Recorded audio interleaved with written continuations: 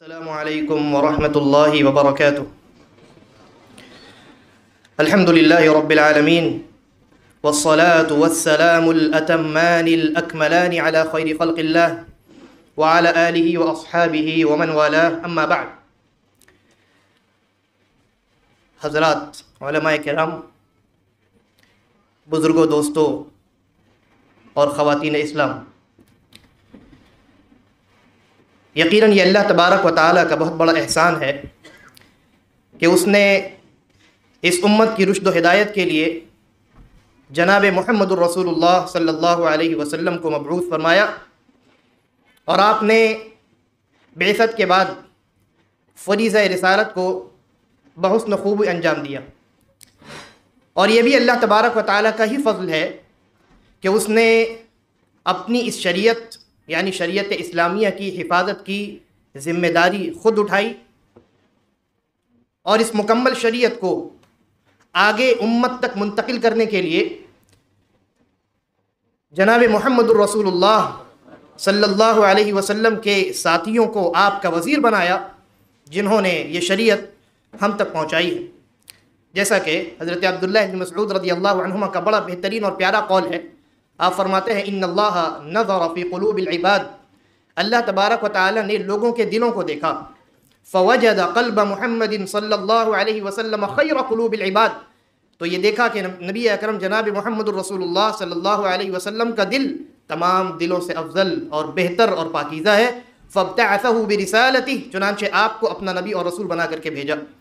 اس کے بعد تمام دنیا والوں کے دلوں کو اللہ رب العالمین نے دیکھا نبی اکرم صلی اللہ علیہ وسلم کے دل کے بعد،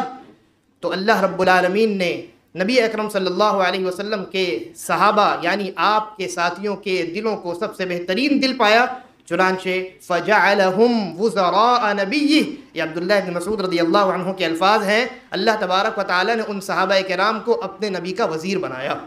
یہ صحابہ کرام نبی اکرم صلی اللہ علیہ وسلم کے وزیر ہیں، اور وزیر بادشاہ اور رعایا کے درمیان میڈیم کا کام کرتا ہے۔ اگر درمیان سے وزیر کو نکال دیا جائے تو بادشاہ کی بات وزیر رعایا تک نہیں پہنچ سکتی۔ اسی طریقے پر نبی اکرم صلی اللہ علیہ وسلم نے جو شریعت اللہ رب العالمین سے حاصل کیا ہے، اس شریعت کو ہم تک اور آپ تک پہنچانے والے کون ہیں؟ صحابہ کرام رضوان اللہ علیہم اجمعین ہے۔ گویا صحابہ کرام سے محبت رسول اللہ صلی اللہ علیہ وسلم سے محبت ہے۔ یہی وجہ ہے کہ سلف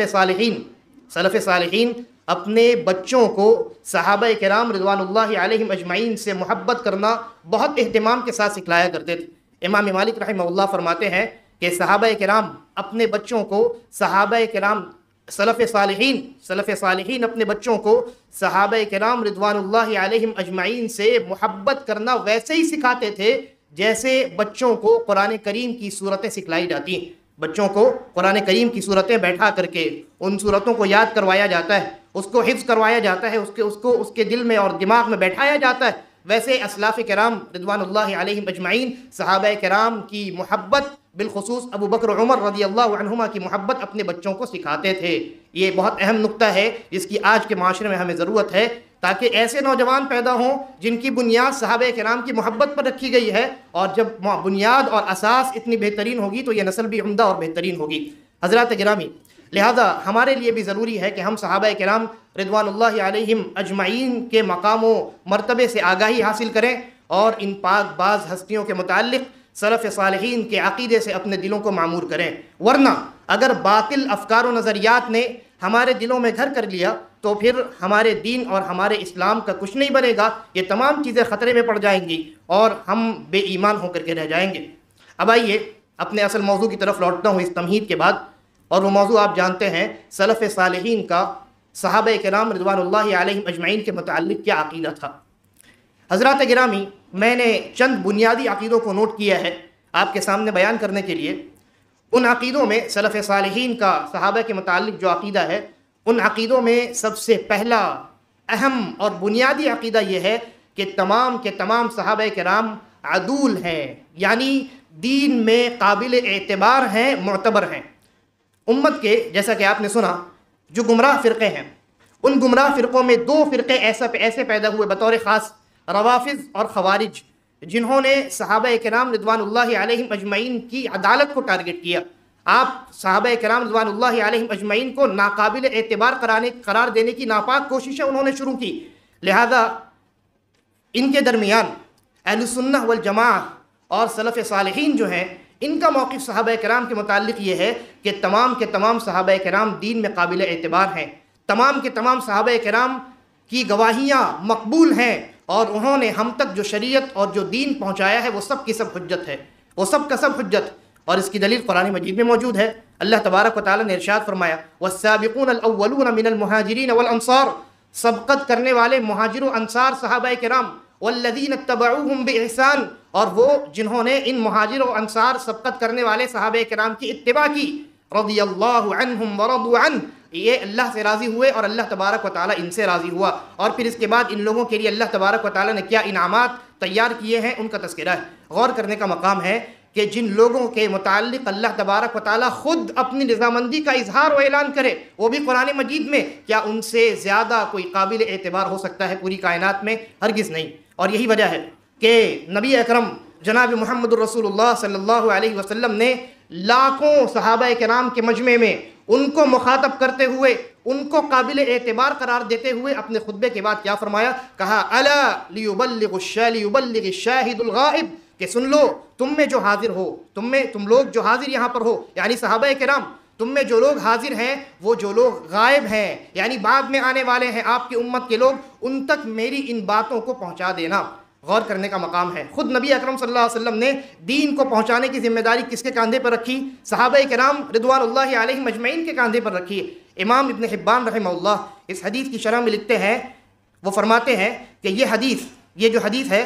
یہ صحابہ کرام کی عدالت پر، صحابہ کرام کے قابل اعتبار ہونے پر، ان کے معتبر ہونے پر سب سے بڑی دلیل ہے اور عظیم دلیل ہے. اور وہ فرماتے ہیں کہ صحابہ تمام کے تمام عدول اور قابل اعتبار ہیں، اور ان میں بھی کوئی ایک صحابی بھی مجروح یا ضعیف نہیں ہے. اور آگے فرماتے ہیں کہ بھلا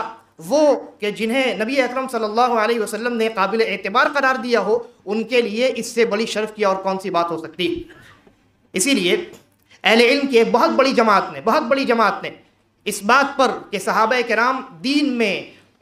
قابل اعتبار ہیں اور معتبر ہیں، ان کی گواہیاں معتبر ہیں، صحابہ کرام نے جو دین ہم تک منتقل کیا ہے وہ دین معتبر ہے، صحابہ کرام کی عدالت پر کوئی ضرب نہیں لگایا جا سکتا، اس بات پر بہت سارے اہل علم نے اجماع نقل کیا ہے، امت کا، علماء کا، سلف صالحین کا اجماع نقل کیا ہے. اور یہ اجماع نقل کرنے والے ایک دو ائمہ نہیں ہیں، بلکہ ایک لمبی تعداد ہے، جن میں چند کا میں تذکرہ کروں. ان علماء کرام میں امام خطیب البغدادی ہیں، اسی طریقے پر امام ابن عبد البر ہیں، امام الحرمین الجوینی ہیں، امام غزالی ہیں، امام ابن الصلاح ہیں، امام نووی ہیں، حافظ ابن کثیر ہیں، حافظ عراقی ہیں، حافظ ابن حجر ہیں، اور ان کے شاگرد امام سخاوی رحمہم اللہ ہیں. ان ائمہ کے علاوہ بہت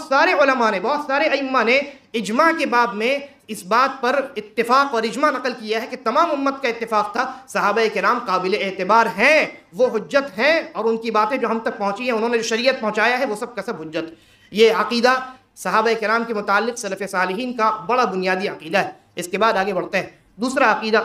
صحابہ کرام کے متعلق سلف صالحین کا جو دوسرا عقیدہ ہے وہ یہ ہے کہ تمام صحابہ کرام سے محبت کرنا یہ ایمان کا جز ہے. تمام صحابہ کرام سے محبت کرنا یہ ایمان کا حصہ ہے، اور ان سے بغض رکھنا اور انہیں گالیاں دینا یہ کفر و نفاق ہے. یہ کفر اور نفاق کی دلیل ہے. چنانچہ امام حسن البصری رحمہ اللہ سے پوچھا گیا، پوچھنے والے نے کہا کہ احب ابی بکر و عمر سنہ، کیا کہا کہ ذرا یہ بتائیے امام صاحب، کیا ابو بکر و عمر رضی اللہ عنہما سے محبت کرنا سنت ہے؟ سنت. جواب کیا دیا امام نے؟ امام رحمہ اللہ نے جواب دیا لا، سنت نہیں ہے، بل فردن، بلکہ فرض ہے. صحابہ کرام سے محبت کرنا یہ سنت نہیں ہے بلکہ فرض ہے، واجب ہے، لازم ہے. ہر ایک آدمی جب تک صحابہ سے محبت نہ کرے وہ مسلمان اور مومن نہیں کہلا سکتا. اسی طریقے پر امام طحاوی رحمہ اللہ سلف صالحین اور اہل السنہ والجماعہ کا عقیدہ بیان کرتے ہوئے اپنی مشہور کتاب العقیدۃ الطحاویہ میں لکھتے ہیں، ہم صحابہ کرام سے محبت کرتے ہیں، اور محبت میں کسی صحابی کے ہم غلو سے کام نہیں لیتے روافض اور شیعوں کی طرح، اور ان سے محبت کرنا دین و ایمان اور احسان مانتے ہیں. احسان وہ اردو والا احسان نہیں بلکہ عربی والا احسان، جس کا معنی ہوتا ہے اعلیٰ ترین عبادت. چنانچہ فرماتے ہیں کہ ان سے محبت کرنا دین، ایمان اور اعلیٰ ترین عبادت ہے، اور ان سے بغض رکھنا کفر، نفاق اور سرکشی کی دلیل ہے۔ اسی طریقے پر نبی مکرم جناب محمد الرسول اللہ صلی اللہ علیہ وسلم بیان فرماتے ہیں، جس نے میرے صحابہ کو گالی دی اور انہیں برا بھلا کہا، فعلیہ لعنت اللہ والملائکۃ والناس اجمعین، تو ایسے لوگوں پر اللہ کی لعنت ہے، فرشتوں کی لعنت ہے، اور تمام کے تمام انسانوں کی لعنت ہے۔ یہ روایت صحیح الجامع میں شیخ الالبانی رحمہ اللہ نے اس کو صحیح قرار دیا۔ ابن عمر رضی اللہ عنہما فرماتے ہیں کہ نبی اکرم صلی اللہ علیہ وسلم کے صحابہ کو گالی مت دو، نبی اکرم صلی اللہ علیہ وسلم کے صحابہ کو برا بھلا مت کہو، اس لیے کہ صحابہ کرام کا نبی مکرم جناب محمد الرسول اللہ صلی اللہ علیہ وسلم کے ساتھ ایک لمحہ گزارنا، ایک گھڑی ان کے ساتھ گزارنا، یہ تمہاری عمر بھر کی عبادت سے بہت زیادہ بہتر ہے۔ اور ایک روایت کے اندر ہے کہ ایک انسان کی 40 سال کی عبادت سے بہتر اس صحابی کا ایک لمحہ نبی مکرم صلی اللہ علیہ وسلم کے ساتھ گزارنا ہے۔ اسی طریقے پر امام اہل السنہ امام احمد ابن حنبل رحمہ اللہ یہ فرماتے ہیں، اپنے ایک طویل قول کے اندر انہوں نے اس بات کا تذکرہ کیا، کہتے ہیں کہ اگر کسی نے اپنی مشہور کتاب السنہ کے اندر کہتے ہیں کہ اگر کسی نے صحابہ کرام کو برا بھلا کہا، اگر کسی نے صحابہ کرام کو گالیاں دیں، تو سلطان وقت جو حاکم وقت ہوگا مسلمانوں کا، اس پر یہ واجب ہے کہ ایسے شخص کو پہلے سزا دے، بعد میں اس سے توبہ کروائے۔ توبہ نہیں کیا کہ اس کی قبول کی جائے گی جب تک اسے سزا نہیں دی جائے گی، پہلے اسے سزا دی جائے، اس لیے کہ اس نے صحابہ کرام رضوان اللہ علیہم اجمعین کی شان میں گستاخی کیا ہے۔ لہذا یہ بڑا سنگین اور اہم مسئلہ ہے۔ اسی طریقے پر ایک جگہ وہ بیان فرماتے ہیں امام احمد ابن حنبل رحمہ اللہ کہ اگر تم کسی صحابی کی شان میں کسی کو گستاخی کرتے ہوئے پاؤ تو اس کے دین کو متہم کرو، یعنی یہ کہو کہ تم بے ایمان ہو اور تم بے دین ہو، اس لیے کہ جو انسان دیندار اور ایماندار ہوگا وہ صحابہ کرام رضوان اللہ علیہم مجمعین پر اپنی زبان ہرگز دراز نہیں کر سکتا ہے۔ اس معاملے میں صحابہ کرام رضوان اللہ علیہم اجمعین خود اپنے بیٹوں تک کا خیال نہیں کرتے تھے۔ چنانچہ امام لالکائی رحمہ اللہ نے اپنی کتاب شرح اصول اعتقاد اہل السنہ کے اندر یہ روایت نقل فرمایا ہے کہ حضرت عبید اللہ ابن عمر ابن الخطاب، یعنی حضرت عمر رضی اللہ عنہ کے بیٹے حضرت عبید اللہ ابن عمر ابن الخطاب رضی اللہ عنہما نے ایک مرتبہ حضرت مقداد ابن اسود، یہ صحابی ہیں، بڑے صحابی ہیں، حضرت مقداد ابن اسود رضی اللہ عنہ کو کچھ برا کہہ دیا، انہوں نے ان کے متعلق کچھ سخت الفاظ استعمال کر لیے۔ جب حضرت عمر رضی اللہ عنہ کو اس بات کا علم ہوا تو اتنا غصہ ہوئے، اس قدر برہم ہوئے کہ انہوں نے یہ فیصلہ کر لیا کہ میں عبید اللہ کی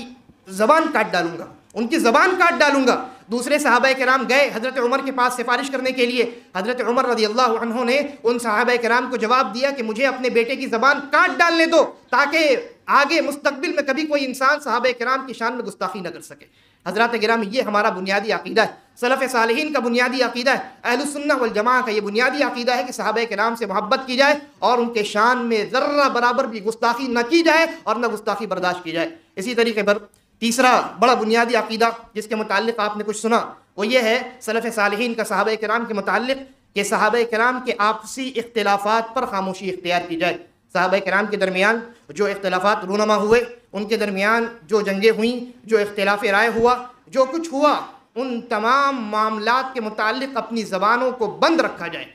کسی بھی فریق کے خلاف، صحابہ کے کسی بھی گروہ کے خلاف زبان درازی کرنا سلف صالحین کے یہاں اس بات کی اجازت نہیں ہے۔ نبی مکرم جناب محمد الرسول اللہ صلی اللہ علیہ وسلم بیان فرماتے ہیں، اذا ذکر اصحابی، جب کچھ لوگ میرے صحابہ کا برے انداز میں تذکرہ کریں، جب میرے صحابہ کی شان میں گستاخیاں کی جائے، فامسکو، تو اپنی زبانوں کو روک لو، اپنی زبانوں کو بند کر لو، اس لیے کہ صحابہ کرام کی شان میں گستاخی محمد الرسول اللہ صلی اللہ علیہ وسلم کو بھی گوارا نہیں ہے۔ اسی طریقے پر ابن عباس رضی اللہ عنہما فرماتے ہیں، صحابہ کرام کو برا بھلا نہ کہو۔ صحابہ کرام کو بہت سارے لوگ کہتے ہیں نا کہ صحابہ کرام انہوں نے غلطیاں کی ہیں، جنگیں کی ہیں، ہے نا، اللہ رب العالمین نے قرآن مجید میں ان کے تعلق سے جو کچھ کہا ہے وہ جو سابقین اولین ہیں ان کے متعلق کہا ہے، اور جو بعد میں ان کی جنگیں ہوئی ہیں، ان کے درمیان جو اختلافات ہوئے ہیں، ان کی وجہ سے وہ مجرم قرار پائیں گے۔ حضرت عبداللہ ابن عباس رضی اللہ عنہما کا یہ قول ان لوگوں کو کان کھول کر کے سن لینا چاہیے۔ وہ فرماتے ہیں صحابہ کرام کو برا بھلا نہ کہو، کیونکہ اللہ تعالیٰ نے ان کے حق میں استغفار کرنے کا حکم دیا ہے، جبکہ وہ جانتا تھا کہ ان کے درمیان جنگیں ہوں گی۔ یہ اللہ رب العالمین کے علم میں یہ بات تو تھی نا، صحابہ کے درمیان اختلافات ہوں گے، جنگیں ہوں گی، اور کوئی حق پر ہوگا، کوئی کوئی حق پر نہیں ہوگا، یا یہ بھی ممکن ہے کہ دونوں کے دونوں مجتہد ہوں اور اپنے اپنے اجتہاد کے مطابق انہوں نے فیصلہ کیا ہو، اقدام کیا ہو۔ ان تمام معاملات کے متعلق ابن عباس رضی اللہ عنہما کہتے ہیں اللہ رب العالمین نے ان تمام کو جاننے کے باوجود ہمیں استغفار کرنے کا حکم دیا ہے، ان کے شان میں گستاخی کرنے کا اللہ تبارک و تعالیٰ نے ہمیں حکم نہیں دیا ہے۔ بلکہ امام عبداللہ بن مبارک رحمہ اللہ،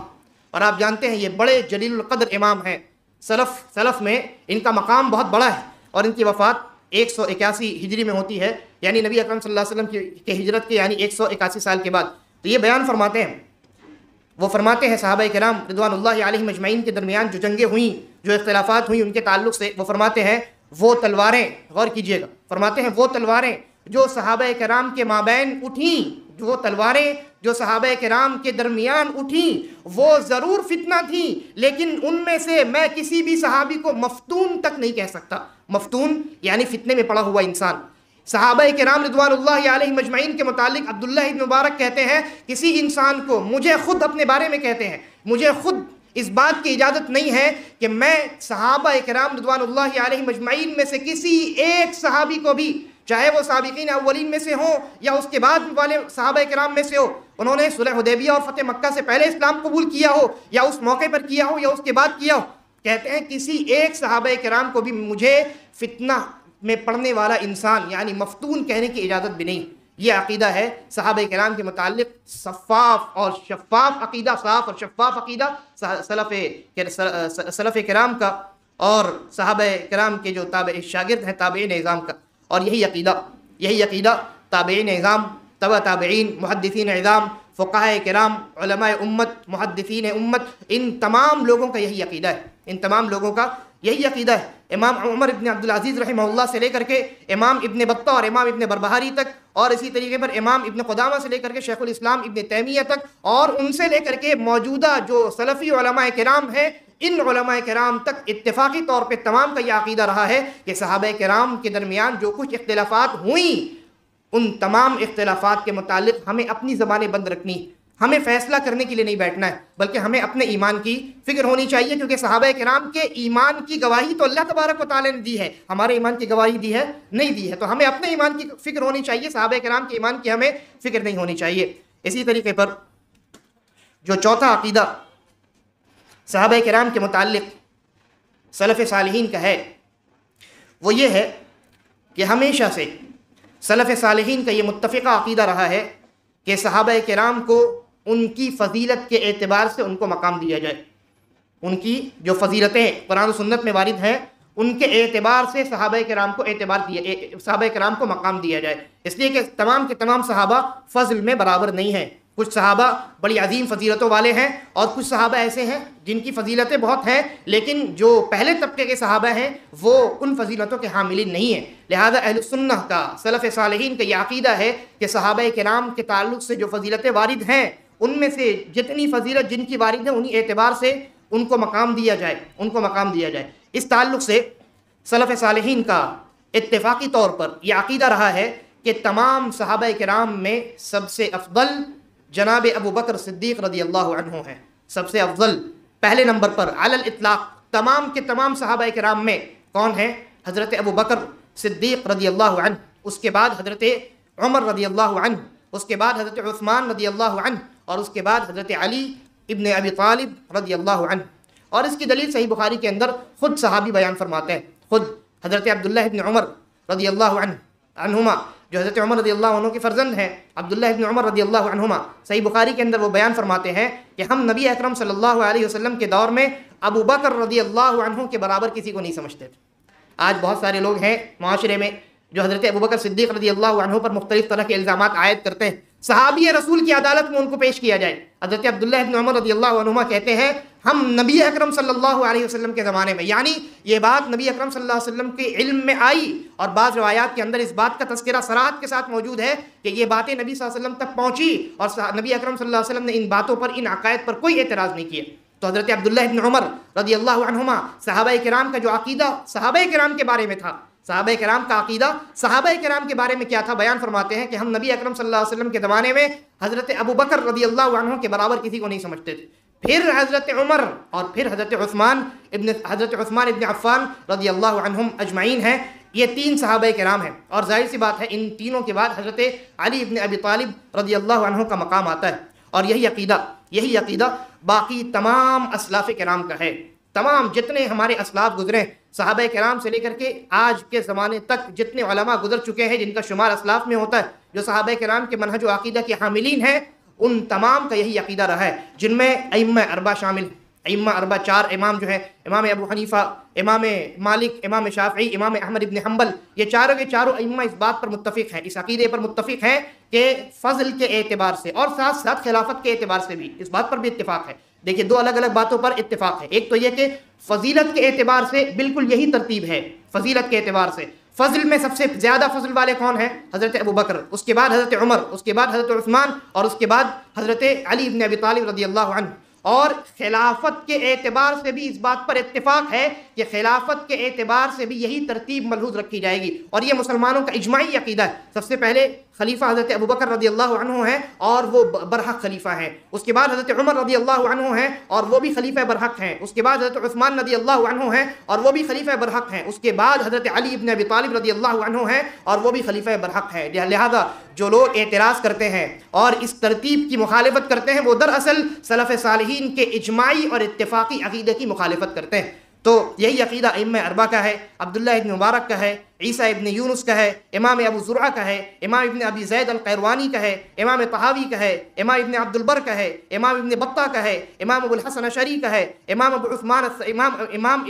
عثمان الصابونی کا ہے، شیخ الاسلام ابن تیمیہ کا ہے، امام ابن قدامہ کا ہے، اور اسی طریقے پر امام صدیق حسن خاں القنوجی، یہ ہندوستان کے عالم ہیں، ان کا ہے، اور ان سے لے کر کے فی الوقت جتنے علماء کرام دنیا کے اندر موجود ہیں جو سلف صالحین کا عقیدہ رکھتے ہیں، ان تمام صحابہ کرام کا یہی عقیدہ ہے کہ فضل میں بھی اور خلافت میں بھی بالکل یہی ترتیب رکھی جائے گی۔ سب سے پہلے حضرت ابو بکر ہیں، پھر حضرت عمر ہیں، پھر حضرت عثمان ہیں، اور اس کے بعد حضرت علی ابن ابی طالب رضی اللہ عنہ ہیں، اور ان چاروں خلفاء کے بعد ان چاروں صحابہ کرام کے بعد پھر بقیہ صحابہ کرام کا نمبر آتا ہے، اور بقیہ صحابہ کرام کے درمیان بھی ترتیب ہے۔ چاروں خلیفہ کے بعد اب جو صحابہ کرام ہیں ان میں سب سے پہلے عشرہ مبشرہ ہیں، جن کو نبی اکرم صلی اللہ علیہ وسلم نے دنیا کے اندر ہی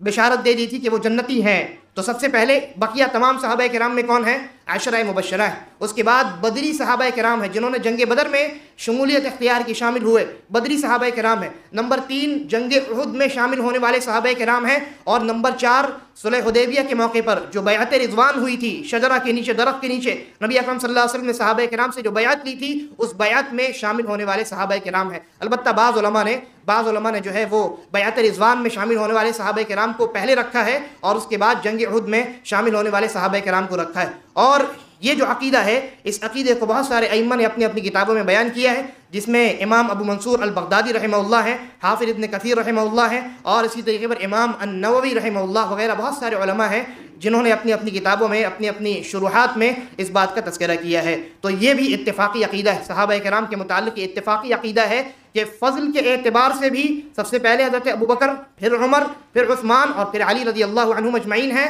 اور خلافت کے اعتبار سے بھی سب سے پہلے حضرت ابو بکر رضی اللہ عنہ، اس کے بعد حضرت عمر، پھر حضرت عثمان، اور پھر حضرت علی ابن ابی طالب رضی اللہ عنہ ہیں، اور اس کے بعد بقیہ صحابہ کرام کا درجہ آتا ہے۔ اس کے بعد 5واں عقیدہ صحابہ کرام کے متعلق سلف صالحین کا جو اختیار کیا گیا، بیان کیا گیا، علماء نے بیان کیا، وہ یہ ہے کہ صحابہ کرام کو سلف صالحین اور اہل السنہ والجماعہ معصوم عن الخطا نہیں مانتے، ان کو گناہوں سے مبرہ اور پاک نہیں مانتے، لیکن ساتھ ساتھ یہ بھی عقیدہ رکھتے ہیں کہ تمام کے تمام صحابہ کرام قطعی طور پر جنتی ہیں۔ تمام کے تمام صحابہ کرام چاہے وہ کوئی بھی ہوں، اگر وہ صحابی ہیں، صحابی کی تعریف پیش کی گئی، امام ابن حجر نے فرمایا کہ جن صحابی نے نبی صلی اللہ علیہ وسلم کو دیکھا بھی ہو، گرچہ ان کے ساتھ بیٹھنے کا موقع نہ ملا ہو، وہ بھی صحابی حالت ایمان میں، اور حالت ایمان ہی میں ان کا انتقال ہوا۔ تو جس صحابی نے نبی اکرم صلی اللہ علیہ وسلم کو دیکھا بھی ہو، اگر وہ صحابی ہیں تو ایسی صورت میں قطعی طور پہ یہ کہا جائے گا کہ وہ جنتی ہیں۔ البتہ یہ عقیدہ سلف صالحین کا ہے کہ وہ معصوم نہیں ہے۔ معصوم صرف اور صرف انبیاء ہیں. معصوم یعنی گناہوں سے معصوم، خطاؤں سے معصوم. گناہ ان سے سرزد نہیں ہو سکتے اور خطائیں ان سے نہیں ہو سکتی، اس لیے کہ انبیاء کرام رضوان اللہ، انبیاء کرام علیہم الصلاۃ والسلام کا جو تعلق ہے وہ اللہ رب العالمین سے جڑا ہوتا ہے اور وحی کے آنے جانے کا ایک تسلسل قائم ہوتا ہے. اللہ تبارک و تعالیٰ ان کو گائیڈ کرتا رہتا ہے، تو جنہیں اللہ رب العالمین گائیڈ کرے ان سے تو کوئی غلطی نہیں ہو سکتی. یہ بات سمجھ میں آتی ہے. لیکن جہاں تک صحابہ کرام کا معاملہ ہے، صحابہ کرام سے غلطیوں کا صدور ممکن تو ہے، لیکن اس کے باوجود وہ جنتی ہیں. آئیے پہلے دیکھتے ہیں کہ وہ جنتی ہیں، اس بات پر کیا دلیل ہے. اس کے بعد معصوم عن الخطا پر ہم بات کریں گے. اللہ تبارک و تعالیٰ نے قرآن مجید میں ایک جگہ ارشاد فرمایا، صحابہ کرام کا تذکرہ کیا، ان صحابہ کرام کا جنہوں نے فتح مکہ سے پہلے یا صلح حدیبیہ سے پہلے اسلام قبول کیا، جو سابقین اولین ہیں، اور پھر ان صحابہ کرام کا تذکرہ کیا جو فتح مکہ یا صلح حدیبیہ کے بعد جنہوں نے اسلام قبول کیا. ان تمام صحابہ کرام کا تذکرہ اللہ تبارک و تعالیٰ نے کیا اور اس کے بعد کیا فرمایا؟ کہا وَكُلًّا وَعَدَ اللَّهُ الْحُسْنَى. اللہ تبارک و تعالیٰ نے ان تمام صحابہ کرام سے بھلائی کا وعدہ کیا ہے. کس چیز کا وعدہ کیا ہے؟ بھلائی کا وعدہ کیا ہے. یہ بھلائی کیا چیز ہے؟ مفسرین اعظام نے لکھا ہے، جن میں امام عطا ہے، امام قتادہ ابن دماعہ ہے، اور اسی طریقے پر امام مجاہد ہیں اور بہت سارے مفسرین، ان تمام نے لکھا ہے کہ بھلائی سے مراد جنت ہے. بھلائی سے مراد کیا ہے؟ جنت ہے. اللہ رب العالمین نے کہا وَكُلًّا وَعَدَ اللَّهُ الْحُسْنَى. اللہ تبارک و تعالیٰ نے ان تمام صحابہ کرام سے جنت کا وعدہ کیا ہے. حسنہ بہترین بات کی اللہ رب العالمین نے وعدہ کیا ہے، یعنی جنت کا وعدہ کیا ہے. اور امام ابن حزم رحمہ اللہ، جن کا انتقال سن 456 ہجری میں ہوتا ہے، وہ فرماتے ہیں کہ تمام کے تمام صحابہ کرام قطعی طور پر جنتی ہیں. اور دلیل میں پہلی آیت یہ پیش کرتے ہیں. وہ فرماتے ہیں کیونکہ اللہ تبارک و تعالیٰ نے ارشاد فرمایا وَكُلًّا وَعَدَ اللَّهُ الْحُسْنَى، کہ اللہ تبارک و تعالیٰ نے تمام صحابہ کرام سے بھلائی کا وعدہ کیا ہے. اور دوسری آیت سے، کیونکہ قرآن مجید جو ہے وہ ایک آیت دوسری آیت کی تشریح کرتی ہے، تو دوسری آیت انہوں نے پیش کی ہے اور فرمایا، اور دوسری جگہ اللہ تبارک و تعالیٰ نے ارشاد فرمایا ان الذین سبقت لہم من الحسنى اولئک عنہا مبعدون، کہ جن لوگوں کے متعلق میں نے بھلائی کا وعدہ کیا ہے، جن لوگوں کے متعلق میں نے بھلائی کا وعدہ کیا ہے، اولئک عنہا مبعدون، تو جہنم سے وہ دور رہنے والے. یعنی اللہ رب العالمین نے بھلائی کا وعدہ کن سے کیا ہے؟ صحابہ کرام سے کیا ہے. اور دوسری آیت میں کہا جن لوگوں سے ہم نے بھلائی کا وعدہ کیا ہے وہ جہنم سے دور رہنے والے ہیں. اس کا مطلب کیا ہوا؟ یعنی وہ ہمیشہ جنت میں رہنے والے ہیں، جہنم سے ان کا کوئی تعلق نہیں. لمحے بھر کا بھی تعلق کسی ایک صحابی کا بھی جہنم سے نہیں ہو سکتا. یہ عقیدہ ہمیں قرآن دیتا ہے، یہ عقیدہ ہمیں قرآن کریم دیتا ہے. چنانچہ امام ابو محمد ابن حزم رحمہ اللہ بیان فرماتے ہیں کہ ان دونوں آیات سے یہ بات ثابت ہوتی ہے کہ تمام کے تمام صحابہ کرام جنتی ہیں. اب آئیے معصوم عن الخطا. صحابہ کرام معصوم عن الخطا نہیں ہیں، گناہوں کا صدور ان سے ممکن ہے، چاہے وہ صغیرہ گناہ ہوں یا کبیرہ گناہ ہوں. چھوٹے گناہوں کا بھی ارتکاب ان سے ہو سکتا ہے، بڑے گناہوں کا بھی ارتکاب ہو سکتا ہے، بلکہ ہوا ہے. آپ دیکھیں غور کریں، نبی اکرم صلی اللہ علیہ وسلم کے زمانے میں کئی صحابہ کرام کے واقعات آپ سنتے ہیں کہ جن سے زنا جیسے اتنے بڑے گناہ کا ارتکاب ہو گیا. اور اس میں کوئی اختلاف نہیں ہے کہ زنا جو ہے یہ کبیرہ گناہوں میں اس کا شمار ہوتا ہے نا. صحابہ کرام سے یہ عقیدہ ہے سلف صالحین کا کہ صحابہ کرام سے صغیرہ اور کبیرہ دونوں قسم کے گناہوں کا ارتکاب ہو سکتا ہے. لیکن سلف صالحین کا عقیدہ یہی ختم نہیں ہوتا ہے، کیونکہ اس کے بعد جو وضاحت ہے وہ وضاحت عقیدہ مکمل کرتی ہے. وہ وضاحت یہ ہے کہ گرچہ صحابہ کرام رضوان اللہ علیہم اجمعین سے گناہوں کا صدور ہوا، غلطیاں ان سے ہوئیں، لیکن اللہ تبارک و تعالیٰ نے ان کے گناہوں کو مٹانے کے لیے، ان کے گناہوں کا کفارہ بنانے کے لیے اللہ تبارک و تعالیٰ نے دنیا میں انتظام کر دیا. دنیا میں اللہ تبارک و تعالیٰ نے ان کے گناہوں کو ختم کرنے کے لیے کچھ نہ کچھ انتظام ضرور فرما دیا. یہ عقیدہ سلف صالحین کا صحابہ کرام رضوان اللہ علیہم اجمعین کے بارے میں ہے. جیسا کہ علامہ شیخ الاسلام ابن تیمیہ رحمہ اللہ نے اپنی مشہور عقیدہ کی کتاب العقیدۃ الواسطیہ، اس کے اندر ایک لمبا ان کا کلام ہے جس میں سے میں نے مختصراً نوٹ کیا ہے. وہ فرماتے ہیں کہ سلف کرام کا یہ عقیدہ تو نہیں ہے کہ صحابہ کرام کبیرہ و صغیرہ گناہوں سے معصوم ہے، یہ عقیدہ نہیں. البتہ ان کا عقیدہ یہ ہے کہ من جملہ طور پر، یعنی عمومی طور پر صحابہ کرام سے گناہوں کا صدور ممکن ہے. یعنی یہ پاسبل ہے کہ ان سے گناہ ہو جائے، صغیرہ بھی ہو سکتے ہیں، کبیرہ بھی ہو سکتے ہیں. لیکن آگے فرماتے ہیں البتہ صحابہ کرام کے سبقت والے اعمال و فضائل اتنے ہیں.